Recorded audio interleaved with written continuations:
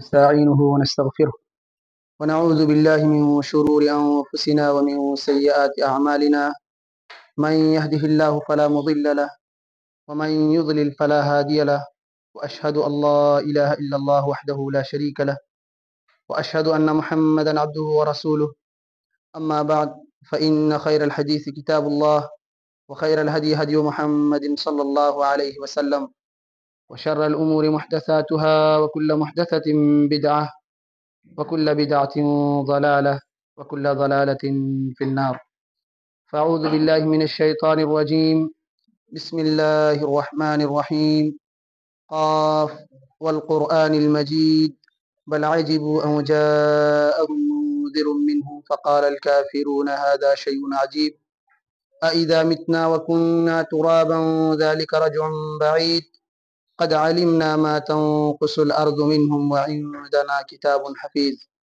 بل كذبوا بالحق لما جاءهم فهم في أمر مريج أفلم ينظروا إلى السماء فوقهم كيف بنيناها وزيناها وما لها من فروج والأرض مددناها وألقينا فيها رواسي وأنبتنا فيها من كل زوج بهيج تبصرة وذكرى لكل عبد منيب ونزلنا من السماء ماء مباركا فأنبتنا به جنات وحب الحصيد والنخل باسقات لها طلع نضيد رزقا للعباد وأحيينا به بلدة ميتا كذلك الخروج كذبت قبلهم قوم نوح وأصحاب الرس وثمود وعاد وفرعون وإخوان لوط وأصحاب الأيكة وقوم تبع كل كذب الرسل فحق وعيد أفعينا بالخلق الأول بل هم في لبس من خلق جديد وقال الله تبارك وتعالى في مقام آخر وما أصابكم من مصيبة إلا بما كسبت أيديكم ويعفو عن كثير. محترم حاضرین، تمام قسم کی تعریف، توصیف، بڑائی و بزرگی اس اللہ رب العالمین کے لیے لائق و زیبا ہے جس نے ہم سب کو اس روئے زمین کے اندر پیدا فرمایا اور ہماری روزی روٹی کا مکمل انتظام کیا. وہیں ہماری اخروی ہدایت کی خاطر بے شمار انبیاء علیہ السلام کو اس کائنات میں مبعوث فرمایا. ان تمام انبیاء علیہ السلام پر درود و سلام کے پھول نچھاور ہوں، بالخصوص ہمارے آخری نبی سرتاج رسول سید الکونین جناب محمد رسول اللہ صلی اللہ علیہ وسلم پر. حمد و صلات کے بعد آج کے اس خطبہ جمعہ میں اس عنوان سے متعلق کچھ باتیں عرض کرنا چاہتا ہوں. وہ ہے فتنوں کے دور میں ہمارا کردار. ہم سب جانتے ہیں کہ جس دور اور زمانے سے ہم اور آپ گزر رہے ہیں، نت نئے فتنے ہر دن جنم لیتے رہتے ہیں. کوئی نہ کوئی فتنہ سر اٹھاتے رہتا ہے. کبھی شبہات کے فتنے ہیں، کہیں شہوات کے فتنے ہیں. تو یہ فتنے پروان چڑھتے رہتے ہیں اور ہم ان فتنوں کے زمانے سے گزر رہے ہیں. ایسے نازک حالات میں ایک بندہ مومن کو کیا کرنا چاہیے، کس طریقے سے ان فتنوں سے اپنے آپ کی حفاظت کرے، اپنے بال بچوں کی حفاظت کرے، ان فتنوں کا سامنا کس طریقے سے کرے، یہ ساری چیزیں ہمیں دیکھنے کی ہے اور سمجھنے کی ہے. اللہ کے نبی صلی اللہ علیہ وسلم نے ایک پیشن گوئی فرمائی تھی، یوشک الامم ان تداع علیکم، کہ ان قریب ایک زمانہ تم پر آئے گا کہ دنیا کی ساری طاقتیں تم پر ٹوٹ پڑیں گی. اسی طریقے سے جس طریقے سے بھوکے لوگ دسترخوان پر ٹوٹ پڑتے ہیں. اللہ کے نبی صلی اللہ علیہ وسلم سے پوچھتے ہیں، یا رسول اللہ کیا ہماری تعداد اس وقت کم ہوگی؟ یہ جو حالت آپ بتا رہے ہیں کہ ساری دنیا کی طاقتیں، سارے فتنے اور سارے گمراہ لوگ ہر اعتبار سے ایک بندہ مومن پر ٹوٹ پڑیں گے، تو آخر وجہ کیا ہوگی؟ تعداد میں ہم کم ہوں گے؟ کہ نہیں، تمہاری تعداد اس وقت بہت زیادہ ہوگی لیکن تمہاری کوئی حیثیت لوگوں کے دلوں میں باقی نہیں. لوگوں کی نگاہوں میں تمہارا درجہ وہ نہیں رہے گا. تمہارے ایمان اور عمل ویسے نہیں ہوں گے کہ لوگوں کی دلوں میں تمہاری وہ قدر اور پہچان باقی رہے. تمہاری کوئی حیثیت نہیں رہے گی. تمہاری حیثیت ویسی ہوگی، غصہ ان کا غصہ اس سے. آپ دیکھتے ہیں سمندر میں جو بہتی لہروں میں جو خش و خاشاک ہیں، گھاس پھوس اور جو گرد و غبار جو آپ دیکھتے ہیں، اس میں پانی جدھر جائے ادھر اس کو موڑ کر کے لے جاتے. اسی طریقے سے تمہاری حیثیت ہوگی اس دنیا میں کہ تمہیں کوئی پوچھنے والا نہیں ہوگا، کوئی درجہ نہیں. اللہ کے نبی صلی اللہ علیہ وسلم فرماتے اس کی وجہ یہ ہے کہ تمہارے دلوں میں وہن کی بیماری ڈالی جائے. صحابہ کرام پوچھتے ہیں یا رسول اللہ وہن کیا ہے؟ آپ صلی اللہ علیہ وسلم جواب دیتے ہیں حب الدنیا و کراہیت الموت. سنن ابی داؤد کی یہ حدیث ہے کہ دنیا کی محبت اور موت سے نفرت یہ وجہ ہوگی جس کی وجہ سے دنیا کی تمام طاقتیں تم پر ٹوٹ پڑیں گی. ہم اور آپ ہر شخص اپنی زندگی کا جائزہ لیں. کیا ہماری یہ کیفیت نہیں ہے؟ کیا ہم صرف دنیا والے بن کر کے نہیں رہ گئے ہیں؟ کیا دین سے ہمارا ناطہ کم نہیں ہو گیا ہے؟ کیا موت سے ہم خوف نہیں کھاتے ہیں؟ یعنی ہم دنیا دار بن کر کے رہ گئے ہیں اور موت کی تیاری ہماری نگاہوں کے سامنے نہیں. اللہ کے نبی صلی اللہ علیہ وسلم فرماتے ساری طاقتیں تم پر ٹوٹ پڑیں گی.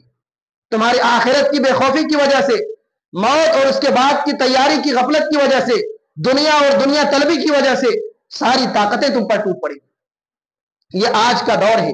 اگر آپ دیکھیں ہر شخص ایمان والوں پر اور ان کے در پہ ہے کہ کسی بھی طریقے سے مسلمانوں کو، سچے اور پکے ایمان والوں کو نقصان پہنچایا جائے، ان کے دین کو نقصان پہنچایا جائے، ان کو کمزور کیا جائے، ستایا جائے، مارا جائے، ان پر ظلم کیا جائے. ہر اعتبار سے ہمارے ساتھ یہ دوہرا رویہ اختیار کیا جاتا ہے اور ہمیں ستایا جاتا ہے، جس کی ایک وجہ اللہ رب العالمین نے خود یہ ذکر کی ہے کہ یہ آپ اور ہمارے بدعمالیوں کا نتیجہ ہے. قرآن کریم کی آیت کریمہ جس کی تلاوت ہم نے شروع میں کی کہ تم پر جو مصیبتیں لاحق ہوتی ہیں وہ تمہاری کرتوتوں کے نتیجے ہیں، تمہارے کالے کرتوتوں اور گندے کام اور گناہ کے نتیجے ہیں، جس کی وجہ سے اللہ رب العالمین تم پر مصیبتوں کو نازل کرتا ہے. لیکن یہ اللہ کا رحم و کرم ہے، یہ اس کی مہربانی ہے. وہ یعفو عن کثیر، تمہاری بہت سی غلطیوں کو، بہت ساری خطاؤں کو اللہ رب العالمین یوں ہی درگزر کر دیتا ہے، لیکن بعض غلطیوں پر گرفت کرتا ہے، پکڑتا ہے، سرزنش کرتا ہے، اور اللہ رب العالمین ہمیں عذاب سے اور ہمیں فتنوں اور مختلف قسم کے مصائب سے دوچار کرتا ہے. تو میرے بھائیوں، یہ جو موجودہ دور ہے مختلف قسم کے فتنے ہیں، کہیں نہ کہیں ہماری بدعمالیاں شامل ہیں جو ان فتنوں کے اسباب میں سے ایک سبب ہے. لہذا ایسے دور میں چند ذمہ داریاں ایک مسلمان ہونے کے ناطے ہماری بنتی ہے کہ ہم کیا کریں. سب سے بڑی جو ذمہ داری ہے ایسے حالات میں، ایسے نازک دور میں، وہ ہے عقیدہ توحید پر قائم ہے، ایمان اور عقیدے کی حفاظت کرے. یہ سب سے بڑی دولت ہے کہ انسان کو اس دنیا میں اگر کچھ بھی نہیں ملا، صحیح عقیدے کی دولت مل گئی، ایمان کی دولت مل گئی، تو انسان کو سب سے بڑا خزانہ مل گیا. کیونکہ یہ دنیا گزر جائے گی، چاہے وہ مالدار ہو یا فقیر ہو، ہر ایک کی یہ دنیا اپنے محدود وقت میں ختم ہو جائے گی. لیکن جسے ایمان کی دولت مل گئی، صحیح عقیدے کی دولت مل گئی، اللہ اور اس کے رسول کی تعلیم پر عمل کرنے کی دولت اسے مل گئی، تو اس کی آخرت سنور گئی.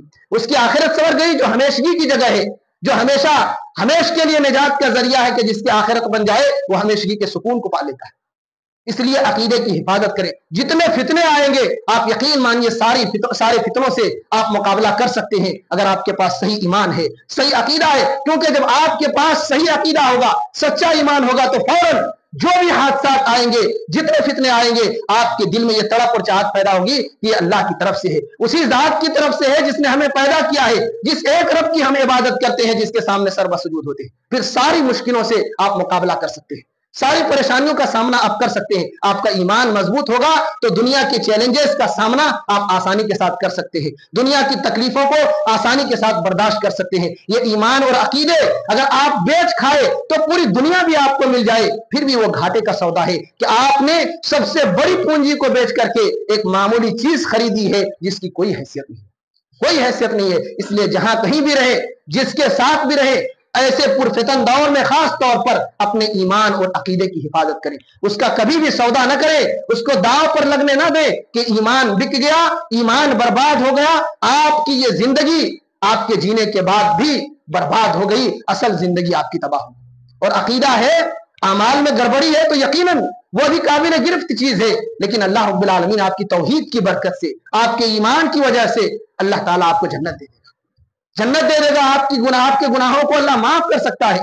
لیکن اگر ایمان نہ ہو، صحیح عقیدہ نہ ہو، اگر شرک کی ملاوٹ ہو اور اللہ رب العالمین کے سلسلے میں خراب عقیدے لے کر کے اگر وہ مرتا ہو تو پھر اس کے نجات کی کوئی گارنٹی نہیں، کوئی گارنٹی نہیں ہے. اللہ تعالیٰ نے پیغمبروں کے سلسلے میں لمبے چوڑے اللہ تعالیٰ نے تذکرے کیے ہیں اور کئی پیغمبروں کا ذکر کیا ہے، اولو العزم پیغمبروں کا. اور آگے اللہ فرماتے ہیں وَلَوْ أَشْرَكُوا لَحَبِطَ عَنْهُمْ مَا كَانُوا يَعْمَلُونَ. اگر یہ ہمارے برگزیدہ بندے نیک اور میرے بھیجے ہوئے فرشتے یہ بندے بھی اگر شرک کریں تو ان کے سارے عمل برباد ہو جائیں.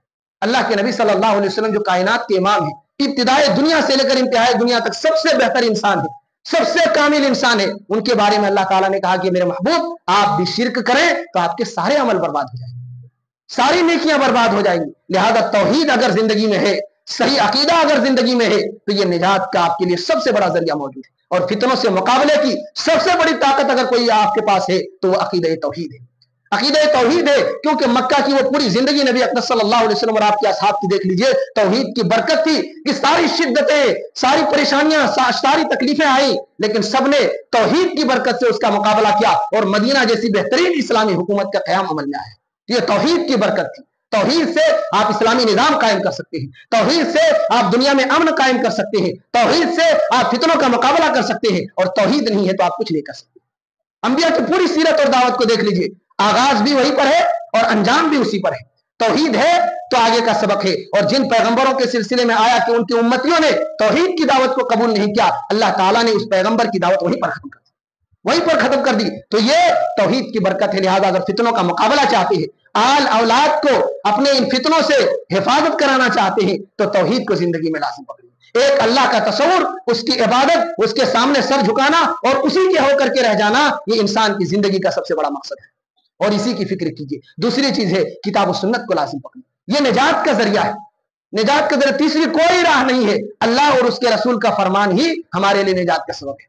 जो इंसान अपनी जिंदगी को इस अंदाज से ढाल ले कि कुरान जो कहता है उसको मानेंगे, मुस्तफा का फरमान जो कहता है हम उसको मानेंगे, और उसके अलावा किसी तीसरी शख्सियत की बात को न बीच में लाएंगे और न उनको वो दर्जा देंगे जो नबी का दर्जा है। जो इंसान इस अंदाज से जिंदगी गुजारता है, अल्लाह के नबी सल्लल्लाहु अलैहि वसल्लम ने उसके बारे में कहा है कि वो कभी गुमराह नहीं हो सकता है, और दुनिया के जितने फितने आए, कुछ भी आए, उनके ईमान को कोई डगमगा नहीं सकता। अल्लाह के नबी सल्लल्लाहु अलैहि वसल्लम फरमाते हैं, तरक्तु फीकुम शैअन लन तज़िल्लु मा तमस्सक्तुम बिहिमा किताबुल्लाहि व सुन्नती। और कमा क़ाल अलैहिस्सलातु वस्सलाम कि मैं तुम्हारे दरमियान दो चीजें छोड़ करके जा रहा हूं, एक अल्लाह की किताब है, दूसरी मेरी सुन्नत है। जो इन दो चीजों को लाजिम पकड़े वो कभी गुमराह नहीं होगा, कभी गुमराह नहीं होगा। तो अल्लाह के नबी सल्लल्लाहु अलैहि वसल्लम किताब, कुरान और सुन्नत पर जिंदगी गुजारने की बदौलत हमें ये गवाही दे रहे हैं, हमारे लिए बशारत सुना रहे हैं कि आप गुमराही से अपने आप को बचा लेंगे।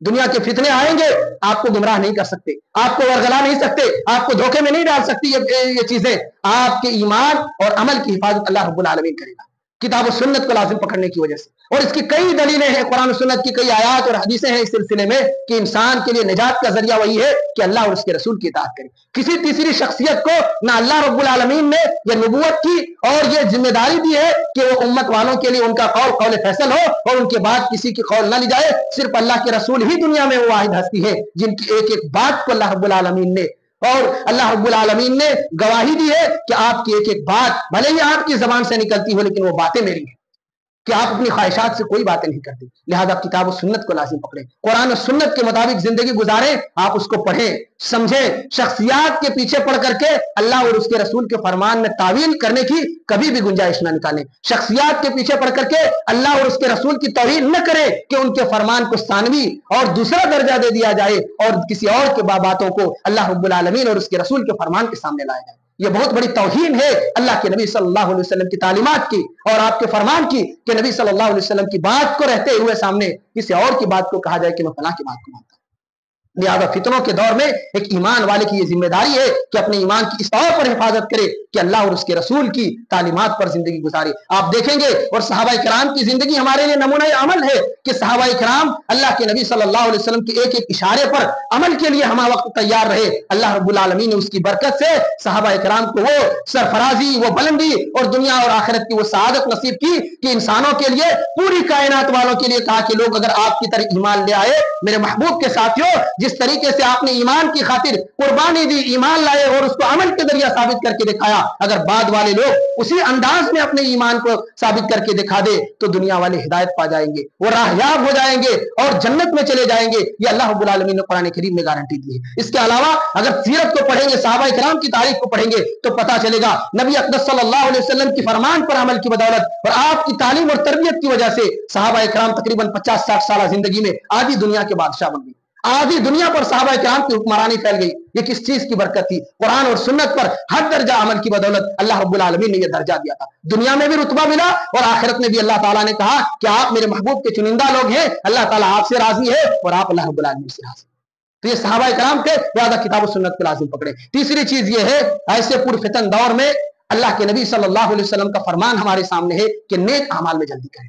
جتنی جلدی آپ نیکیوں کو جمع کر سکتے ہیں کوشش کریں سستی اور کاہلی کے شکار ہرگز نہ ہو, کیونکہ ایک دور آئے گا نیکیوں کی مہلت نہیں ملے گی, وقت نہیں ملے گا. آپ سوچتے رہ جائیں گے, فکر کرتے رہ جائیں گے اور تمنائیں کرتے رہ جائیں گے, لیکن وہ وقت نہیں آئے گا. فتنے اس قدر اس زمین پر پھیل جائیں گے کہ آپ کو نیکی کا وقت نہیں ملے گا. اللہ کے نبی صلی اللہ علیہ وسلم فرماتے ہیں, مسلم کی روایت ہے, بادروا بالاعمال فتنا كقطع الليل المظلم يصبح الرجل مؤمنا ويمسي كافرا ويمسي مؤمنا ويصبح كافرا يبيع دينه بعرض من الدنيا. اللہ کے نبی صلی اللہ علیہ وسلم فرماتے ہیں کہ نیک اعمال میں جلدی کرو, جلدی جلدی نیکیوں کو سمیٹ لو, اپنے دامنوں میں نیکیوں کو بھر لو, اس لیے کہ فتنے سیاہ رات, اندھیری رات کی ٹکڑوں کے مانند فتنے زمین پر اتریں گے. یہاں تک کہ ایسے فتنے اتریں گے کہ ایک بندہ مومن صبح میں ایمان والا ہوگا, اس کو ایمان کی حالت میں دیکھا جائے گا, اور شام ہوتے ہوتے وہ اپنے ایمان کو بیچ ڈالے گا, کافر ہو جائے گا. کوئی شخص ہم دیکھیں گے کہ شام میں مومن ہے اور صبح ہوتے ہوتے اپنے ایمان کا سودا کر چکا ہے. اللہ کے نبی صلی اللہ علیہ وسلم فرماتے ہیں, یبیع دینہ بعرض من الدنیا, دنیا کے چند ٹکے کی خاطر اپنے دین کا سودا کر دیں گے. یہ ایسا پرفتن دور آئے گا کہ ہمارا زمانہ وہ نہیں ہے. سب سے حقیر اور ذلیل اور کمتر چیز اگر ہماری نگاہ میں کوئی ہے تو وہ دین ہے. کوئی بھی ہمارے دین, ایمان اور عقیدے کا سودا کر سکتا ہے, کوئی بھی ہمارے ضمیر کو خرید سکتا ہے, ہمارے دین کا سودا کر سکتا ہے. یہ ہماری ایمان کی حالت ہے, یہ ہمارے ایمان کی حالت ہے. میرے بھائیوں, اس ایمان کو اور اس پونجی کی حفاظت کیجئے, اس کو بچا کر کے رکھیے. لہذا نیک اعمال میں جلدی کیجئے تاکہ ان فتنوں سے, جب اس طریقے سے فتنے آئے جہاں نیکیوں کی مہلت آپ کو نہ مل سکے, آپ کی سابقہ نیکیاں موجود ہوں, اچھے اعمال موجود ہوں, جس کی وجہ سے اس طریقے کے فتنے اور حادثات آپ کی زندگی میں اثر انداز نہ ہو سکے. لہذا بڑی تعجب کی بات ہے کہ آدمی اپنی دنیا کی چند دن کی زندگی کے لیے اور چند دن کی روزی کے لیے اپنے آخرت کا سودا کر دیتا, اپنے دین اور ایمان اور زمین کو بیچ دیتا. ایک شاعر نے کہا, بڑی بہترین بات یہ کہ شاعر کہتا ہے, عجبت لمبتاع الضلالۃ بالہدی ومن یشتری دنیاہ بالدین عہد, کہ جو انسان اپنے ایمان اور عقیدے کو بیچ دیتا ہے, ہدایت کو بیچ کر کے گمراہی خرید لیتا ہے, وہ انسان تعجب خیز ہے. اور اس سے بھی بڑھ زیادہ تعجب خیز وہ انسان ہے کہ جو دنیا کی چند روزہ زندگی کے لیے آخرت کو بیچ دیتا ہے, آخرت کو بیچ دیتا ہے. آپ اگر دیکھ لیں تو یہ ہماری حالت ہے. ہم نے کہا سب سے حقیر چیز ہماری نگاہ میں ایمان اور دین ہے. کوئی بھی کبھی بھی انسان چند سکوں کے لیے اپنے دین کو بیچ دیتا ہے. یہ بڑی حیرت والی بات ہے میرے بھائیوں, سمجھنے کی چیز ہے. یہی ہماری اصل پونجی ہے. غیروں میں اور ہم میں پہچان کرنے والی چیز ہمارا دین و ایمان ہے. اگر اسی چیز کو بیچ کھائیں گے, یہی چیز اگر ختم ہو جائے گی تو پھر ہمارے اسلام میں ہماری کیا شناخت باقی رہ جائے گی, کیا پہچان برقرار رہے گی. لہذا ہم اپنے دین کا سودا ہرگز نہ کریں, دین کا سودا ہرگز نہ کریں. یہ بڑی تعجب والی بات ہے کہ گمراہی کو انسان خرید لیتا ہے اور ہدایت کو بیچ دیتا ہے. اللہ کے نبی صلی اللہ علیہ وسلم نے کہا ایک زمانہ آئے گا جب لوگوں کی یہ حالت ہوگی. لہذا ہم اپنے عمل کے ذریعے یہ ثابت کر کے دکھائیں کہ ہم اپنے ایمان میں پختہ ہیں, اپنے ایمان میں کامل ہے, ہمارا ایمان اچھا اور سچا ہے. اس چیز کو ثابت کر کے ہم اپنے عمل کے ذریعے دکھا دیں. اسی طریقے سے یہ موجودہ دور اور فتنوں کے دور میں ہماری ایک بڑی ذمہ داری ہے, وہ یہ کہ دینی تعلیم کو اہم کریں. اگر فتنے جو ہمارے گھروں میں داخل ہو رہے ہیں, اس کی سب سے بڑی کمی اگر آپ دیکھیں گے تو دینی ماحول کا ہمارے گھروں میں نہ پایا جانا ہوتا ہے. کہ ہم سب کچھ تو ہیں, دولت ہے, دنیاوی ترقی ہے, مال و جاؤ جلال ہے, یہ ساری چیزیں ہیں. اگر کوئی چیز نہیں ہے تو وہ اسلام کی وہ رونق اور دینی تعلیم کے جو فقدان ہے وہ چیزیں ہماری گھروں میں نظر آتی ہیں. اسلام کی رونق ختم ہو چکا ہے. لہذا ہم اپنے گھروں میں دینی ماحول لائیں, دین کی تعلیم کو عام کریں. بال بچوں میں سب سے پہلے دین کی تعلیم کو عام کریں, کیونکہ اگر قرآن کریم کو آپ پڑھیں گے, جو شریعت ہم تک پہنچی ہے, اگر اس کی پہلی کرن ہم اور آپ دیکھیں گے, مکہ میں ڈھیر ساری خرابیاں تھیں, اخلاقی اعتبار سے, اعمال کے اعتبار سے, عقیدے کے اعتبار سے کئی خرابیاں تھیں. اصلاح کا آغاز اللہ رب العالمین نے کیا تو سب سے پہلی آیت جو 5 آیتیں نازل ہوئی, آپ کو اللہ رب العالمین نے پیغام دیتے ہوئے کہا اقرأ بسم ربک الذی خلق. میرے محبوب آپ پڑھیے, اور پڑھیے اس رب کے نام سے جس نے آپ کو پیدا کیا. دو چیزیں تھیں, ایک تو یہ کہ تعلیم پر اللہ رب العالمین نے سب سے پہلے زور دیا ہے کہ ایک مسلم قوم, ایسی قوم جس کی بنیاد توحید پر ہو, ایک اللہ کا سچا اور صحیح تصور پر جس قوم کی بنیاد ہو, اس کا آغاز تعلیم سے ہونا چاہیے. اس قوم کی سب سے بلند چیز اگر اس قوم کا کوئی شعار ہو تو وہ علم ہو. لہذا اللہ کے نبی صلی اللہ علیہ وسلم کو یہ حکم ملا کہ آپ پڑھیے, اور دوسرا جو حکم ملا ہے وہ یہ اس رب کے نام سے پڑھیے جس نے آپ کو پیدا کیا. دنیا کی تمام تعلیمات کو آپ حاصل کیجیے. علم ضروری ہے, اچھے انجینئر, اچھے ڈاکٹر, سارے لوگوں کی ضرورت ہے کہ مسلمانوں میں بھی اچھے لوگ موجود ہوں, ہر فیلڈ کے ماہرین موجود ہوں. لیکن ان سب سے بڑی ذمہ داری جس سے ہماری دنیا اور آخرت سنورتی ہے وہ ہے دین کی ذمہ داری. لہذا اللہ تعالیٰ کہتا ہے کہ اس تعلیم کو پہلے حاصل کیجیے جس سے آپ اپنے رب کو پہچان سکیں. آپ کے رب کی معرفت ہو سکے اس تعلیم کو پہلے حاصل کیجیے. تو یہ پہلی جو ہماری اسلام کی جو تعلیم ہے اس کا آغاز ہی پڑھنے سے ہوتا ہے اور دینی تعلیم سے ہو رہا ہے کہ ایسی تعلیم آپ اپنے بال بچوں کو اور اپنے آپ کو دلائیے جس سے آپ اپنے رب کو پہچان سکیں. ہمارے علاقے میں, ہماری سوسائٹی میں, ہمارے گھروں میں, ہمارے ماحول میں اگر کسی چیز کی سب سے زیادہ کمی ہے وہ دینی تعلیم کی کمی ہے. اور یہی وجہ ہے کہ کوئی بھی فتنہ آتا ہے ہمارے پاس علم کی قلت کی وجہ سے, دین کی کمی کی وجہ سے ان سارے فتنوں کے ہم شکار ہو جاتے ہیں, ان برائیوں میں لطمت ہو جاتے ہیں اور ہمارا دینی ماحول اور بھی خراب ہو جاتا ہے. لہذا ضرورت اس بات کی ہے کہ ہم اپنے بال بچوں کی اس طور پر حفاظت کریں کہ دنیا کے ساتھ ساتھ دین کی جو بنیادی اور ضروری تعلیمات ہیں جس سے وہ اپنے اخلاق, اپنے اعمال, اپنی عبادتوں کو درست کر سکے, ان تعلیمات کو ضرور اپنی اولاد کو دلائے تاکہ وہ برباد ہونے سے اپنے آپ کو بچا لیں. ایک اور بڑی وجہ ہے فتنوں کے دور میں بڑی ذمہ داری جو ہماری ہے وہ یہ ہے کہ اہل علم سے جڑے رہیں, علماء کرام سے جڑے رہیں اور ان لوگوں سے دور رہیں جو علم کے نام پر جہالت کو پھیلاتے ہیں. آپ یقین مانیں اہل علم سے اگر آپ نہیں جڑیں گے تو وہاں بھی فتنے کے شکار ہوں گے, کیونکہ دینی مسائل میں جب آپ منمانی کریں گے دین کی ذمہ داری صحیح طور پر ادا نہیں کر سکتے ہیں. آپ جیسی تیسی اگر زندگی گزارنا چاہے اور علم کو کھلواڑ بنانا چاہے تو نہیں بنا سکتے ہیں. دین کا ایک مزاج ہے, اس کے اصول اور ضابطے ہیں اور اس کو جاننے والے لوگ ہیں. ظاہر سی بات ہے اس چیز کو اور اس فن کو ان کے ماہرین ہی سے سیکھا جائے گا. لہذا اہل علم سے مسائل پوچھیں, دینی چیزوں کی جانکاری علماء کرام سے لیں جو قرآن و سنت کی روشنی میں آپ کے مسائل کا حل آپ کے سامنے پیش کر سکے. جو منمانی قصے, من گھڑت واقعات اور یہاں وہاں کے پیروں اور ولیوں کی کہانیاں ان چیزوں کو نہ سناتے ہوں بلکہ اللہ اور اس کے رسول کے فرمان کو آپ کے سامنے پیش کرتے ہوں, ایسے لوگوں سے جڑے رہیں. اور ان لوگوں سے جو دین کا لبادہ اوڑھ کر کے دین کے ڈھانچے کو مسخ کرنا چاہتے ہیں اور دین کی تعلیمات کو ایک نئے رنگ میں پیش کرنا چاہتے ہیں. میں صاف لفظ میں کہوں, یہ جو نئے نئے فتنے آ جا رہے ہیں, نئے نئے مفتیان آپ کو نظر آ رہے ہیں, کوئی انجینئر ہے, کوئی ڈاکٹر ہے, کوئی پروفیسر ہے, کوئی اور ایڈوکیٹ ہے, یہ سارے لوگ جو دین کے نام پر آپ کے پاس چورن بیچتے ہیں, آپ یقین مانیے آپ کو لگتا ہے کہ یہ قرآن و سنت کی باتیں کرتے ہیں لیکن ان کے پاس خلفیہ اور کوئی مضبوط بنیاد نہیں ہے جس کی وجہ سے ان کی عمارت مضبوط ہو. وہ منمانی تعویلیں کرتے ہیں, منمانی تفسیریں بیان کرتے ہیں اور جگہ جگہ پر وہ غلطیاں کرتے ہیں. اور خاص طور پر سب سے بڑی اگر چیز اس چیز کو سمجھنا ہو, میں ایک موٹی سی مثال دیتا ہوں, وہ یہ ہے کہ آپ کسی بھی فن کو سیکھتے ہیں اور یہ دنیا کا نظام رہا ہے دنیاوی معاملات میں, تو اس کے جو جانکار ہیں اسی سے سیکھتے ہیں. آپ کے پاس اگر بیماری آئی ہے, دنیا والے لاکھ کہیں کہ فلاں دوائی آپ کھائیے آپ ٹھیک ہو جائیں گے, آپ کو پھر بھی دل میں تذبذب اور شک پیدا ہوگا کہ نہیں پہلے ڈاکٹر صاحب کو دکھا لیتے ہیں, وہ اس فن کے متخصص ہے, اس فن کو جانتے ہیں, وہ جیسی رہنمائی کریں گے ویسے ہی کام کریں.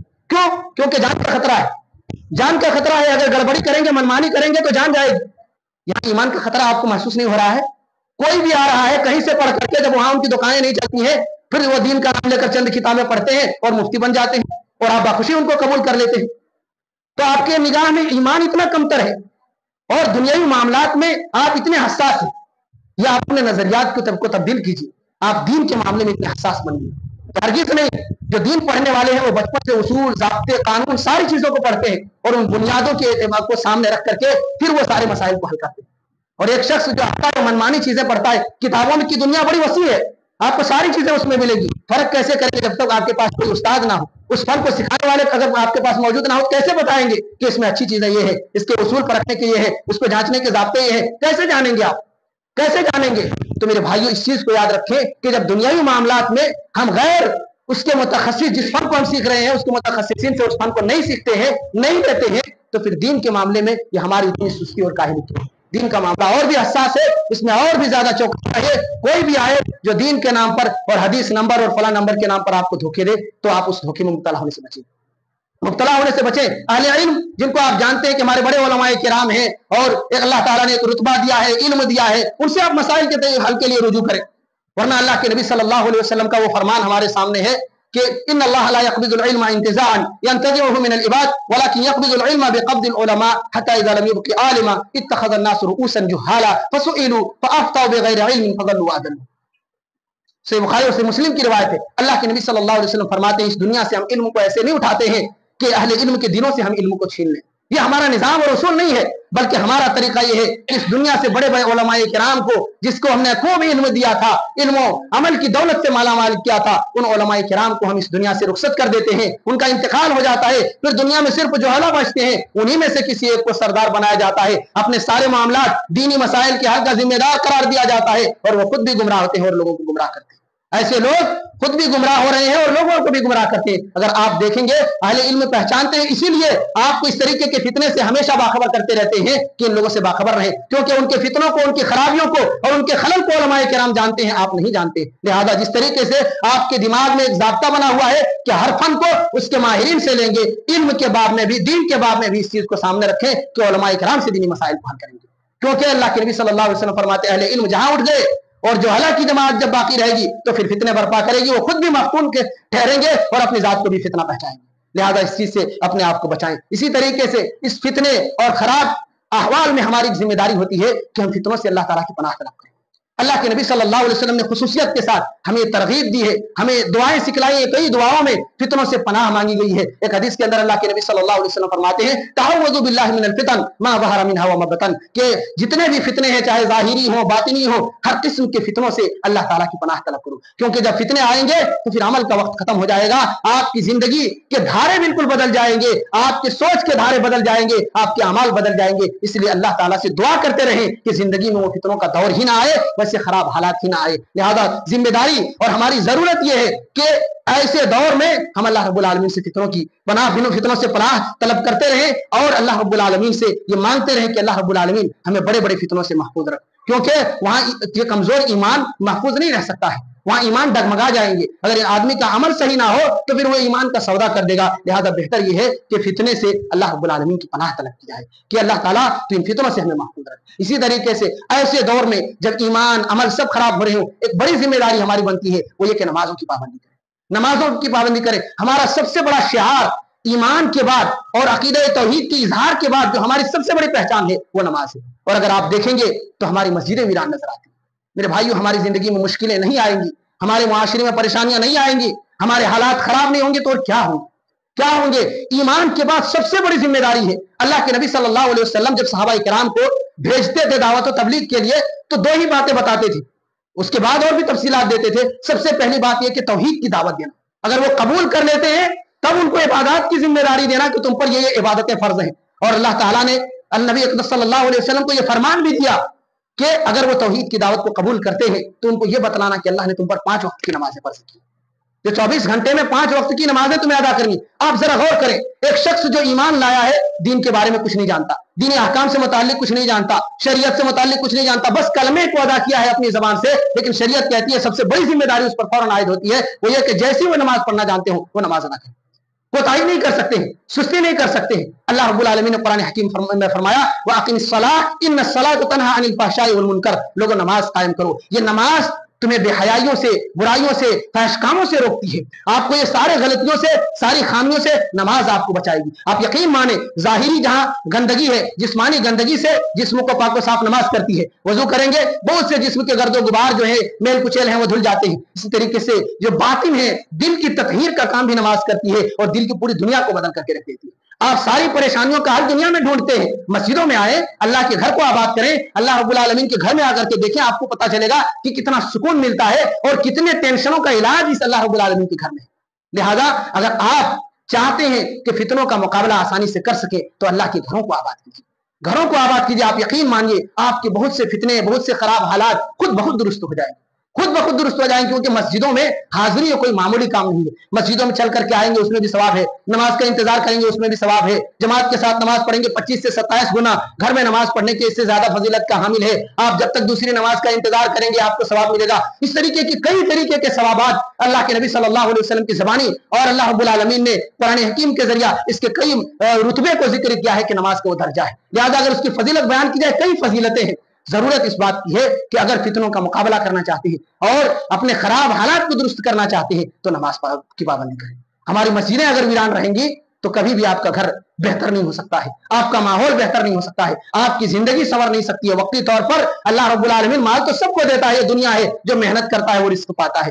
لہذا یہ اللہ رب العالمین کی رضامندی کی دلیل نہیں ہے کہ آپ کو دولت ملی ہے تو اللہ کی نگاہ میں آپ محبوب ہیں. یہ غلط فہمی میں کبھی نہ رہے. اللہ تعالیٰ سب کو دولت دیتا ہے جو محنت کرتا ہے اور اپنے محنت کے حساب سے رزق پاتا ہے, لیکن اپنے گھروں میں حاضری کی توفیق, اپنے سے قریب ہونے کی توفیق اللہ اسے ہی دیتا ہے جسے پسند کرتا ہے اور جسے اپنا محبوب بنانا چاہتا ہے. تو اگر آپ تنگ دستی کے باوجود مسجدوں سے جڑے ہوئے ہیں, آپ محتاجگی کی زندگی گزار رہے ہیں, پھر بھی آپ کی زندگی عبادت سے جڑی ہوئی ہے, تو یقین مانیے آپ اللہ کی نگاہ میں محبوب ہیں. اللہ چاہتا ہے کہ یہ بندہ مجھ سے قریب ہو, اسی لیے اپنے گھر تک آنے کی तौफीक दी, वरना लाखों करोड़ों लोग हैं आपके इर्द गिर्द रहने वाले, सब अपने आप को मुसलमान और पक्के मुसलमान कहते हैं, लेकिन अल्लाह ताला ने उसकी बदकिस्मती देखिए और बदनसीबी देखिए कि अपने घर तक आने की तौफीक नहीं दी। तो जो मस्जिदों से दूर है ये उनकी बदकिस्मती है कि अल्लाह की निगाह में उतने मकबूज है, उतने नापसंदीदा है कि अल्लाह रब्बुल आलमीन नहीं चाहता है कि मेरे मुबारक घर में ऐसे बदनसीब लोग आए। लिहाजा अपनी जिंदगी को खुशकिस्मत बनाने की कोशिश कीजिए, अपने माहौल को दुरुस्त करने की कोशिश कीजिए, और ये मस्जिदें बहुत बड़ा जरिया है और बहुत बड़ा रास्ता है जहां से हम अपनी जिंदगी को तब्दील कर सकते हैं। ऐसे ही ऐसे नाजुक हालात में हमारी बड़ी जिम्मेदारी है वो ये कि दीन पर साबित कदम रहे,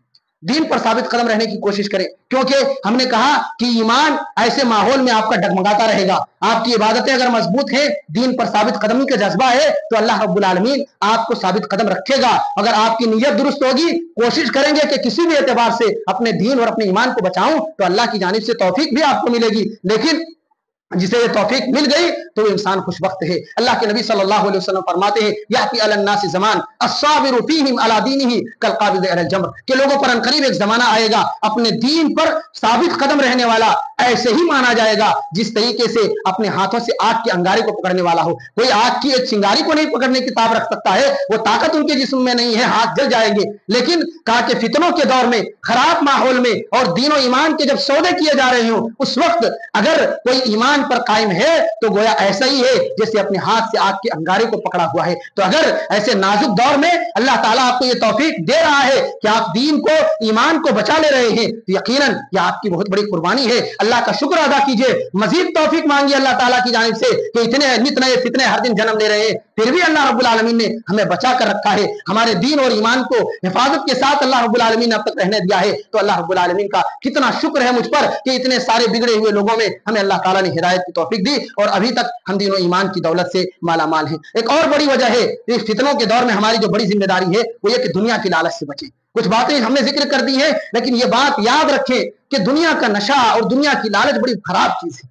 अल्लाह के नबी सल्लल्लाहु अलैहि वसल्लम फरमाते हैं, इन्न दुनिया हुल्वतुन खज़िरा व इन्न अल्लाह मुस्तखलिफुकुम फीहा फयंजुरु कैफ़ तअमलून फत्तकुद दुनिया वत्तकुन निसा, कि देखो दुनिया बड़ी रंगीन है, बड़ी सरसब्ज़ व शादाब है, बड़ी खुशहाल है, देखने वालों को बड़ी पुरफरेब और खुशनुमा मालूम होती है ये दुनिया, लेकिन इसके फितने से तुम बचे रहना, इसके फितने से तुम बचे रहना। अल्लाह ताला ने ये दुनिया दी है और इस दुनिया में तुम्हें बनाकर तुम्हें भेजा है और तुम्हें जिंदगी दी है तुम्हें आजमाने के लिए, ताकि अल्लाह ताला देखे कि तुम कैसे अमल करते हो। फत्तकुद दुनिया वत्तकुन निसा, लिहाजा दुनिया के फितने से, दुनिया की लालच से और इसके पुरफरेब मनासिर से अपने आप को बचाना और औरत के फितने से अपने आप को बचाना। ये दो नसीहतें अल्लाह के नबी सल्लल्लाहु अलैहि वसल्लम ने की है कि इस रंगीन दुनिया के धोखे में जो इंसान आ गया वो समझिए कि इस जिंदगी को और अपनी इस बेहतरीन जिंदगी को तबाह कर ले गया। और हम अगर एक बात कहें, अल्लाह के नबी सल्लल्लाहु अलैहि वसल्लम उम्मन जो दुनियादार हैं वो दौलत की वजह से उनकी निगाह पूरे दुनिया की जानिब फिर जाते हैं। अल्लाह के नबी सल्लल्लाहु अलैहि वसल्लम ने एक बड़ी बेहतरीन बात बताई है कि जिस दौलत की हम और आप बात करते हैं, जिस माल के लालच में और जिस दुनिया की हवस में हम सब कुछ भूल बैठे हैं, ये दुनिया ऐसी चीज है कि आपको सारी दुनिया भी दे दे अल्लाह ताला, अकेले के पूरी दुनिया की बादशाहत तुम्हारी है, सारे खजाने तुम्हारे, फिर भी इंसान का पेट नहीं भरेगा। अल्लाह के नबी सल्लल्लाहु अलैहि वसल्लम फरमाते हैं, लौ कान लिब्ने आदम वादियान मिन मालिन व फी रिवायतिन वादियान मिन ज़ाबिन लब्तगा सालिसा वला यमलउ जौफ इब्न आदम इल्ला तुराब। नबी अकरम सल्लल्लाहु अलैहि वसल्लम फरमाते हैं, अगर इंसान को सोने के दो पहाड़ दे दिए जाए, मालो दौलत पैसे के नहीं, सोने के दो पहाड़ भी दे दिए जाए, तो इंसान की हसरत होगी कि अल्लाह तीसरा पहाड़ भी मिल जाता तो बड़ा अच्छा होता।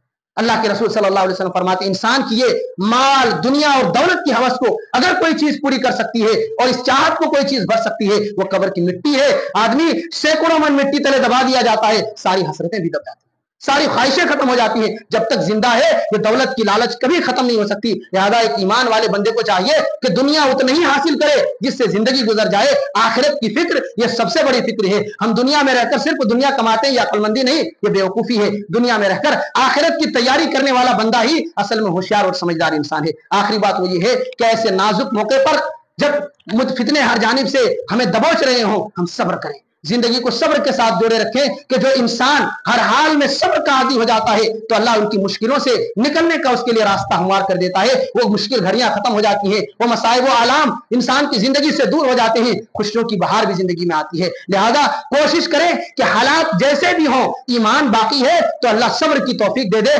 सब्र की दौलत से नवाज दे, क्योंकि जिसे अल्लाह सब्र की दौलत दे दे, यकीन मानिए बड़े फवाइद हैं कुरान और हदीस के अंदर। सब्र करने वालों का बड़ा दर्जा है और सब्र के कई इनामात हैं। انسان کو جسے یہ توفیق مل گئی، عموماً یہ دولت ہر کسی کو نہیں ملتی ہے۔ انسان پر مشکلیں آتی ہیں، کوئی تقدیر کا شکوہ کرتا ہے، کوئی اللہ کی ذات کو گالی دیتا ہے، کوئی اپنے قسمت کو برا بھلا کہتا ہے، کئی طریقے کی شکوہ شکایتیں ہوتی ہیں مشکلات اور مصائب کے ایام میں۔ جب خوشحال رہتا ہے تو خوب اللہ اللہ کرتا ہے کہ اللہ نے ہمیں اپنے پسند کی وجہ سے یہ چیزیں دی ہیں، لیکن مشکل گھڑیوں میں عموماً انسان جزا فضا کرتا ہے۔ اس کے مقابلے میں جسے اللہ صبر کی توفیق دے دے ساری مشکلوں کے بعد، وہ خوشبخت انسان ہے، خوشبخت انسان ہے۔ اللہ کے نبی صلی اللہ علیہ وسلم صحابہ کرام سے فرماتے ہیں کہ تمہارے بعد ایک زمانہ آئے گا، تمہارے بعد ایک زمانہ آئے گا جو صبر کے ساتھ اس زمانے میں زندگی گزارے گا تو تمہارے جو ہمارے اصحاب ہیں، صحابہ کرام ہیں، تم میں سے جو 70 صحابہ کرام 50 صحابہ کرام جو شہید ہوتے ہوں اور ان کا جو درجہ ہے اللہ کی نگاہ میں اتنا ان کو اجر و ثواب ملتا ہے۔ جو مشکل گھڑیوں میں، فتنوں کے دور میں جو صبر کے ساتھ زندگی گزارتے ہو، تو ہمارے صحابہ کرام